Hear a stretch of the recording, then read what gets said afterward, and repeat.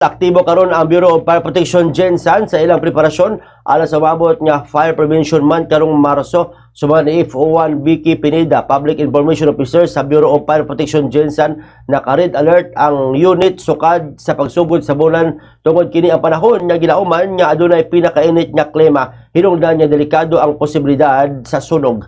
Di kadugang pas opisyal nga gipalig-on sa Bureau of Fire Protection ang ilang aktibidad kabahin sa fire prevention, labi na ang pag-edukar sa katawan sa husto nga paagi sa paglikay sa sunog panahon sa tag-init. Ang kick-off ceremony sa Fire Prevention Month magsugod sa usa ka motorcade sa sayo pa sa Kabuntagon nga molibot sa pinakabayan syudad aron masayran sa katawhan ang mga programa sa Bureau of Fire Protection o mapalig-on ang kaibalo sa kaluwasan batok sa sunog. Gipakita sa Bureau of Fire Protection Gensan nga seryoso ang ilang preparasyon o determinado mapugngan ang bisan unsang insidente sa sunog samtang nag-awag sa publiko sa kooperasyon o pag-amping sa ilang palibo.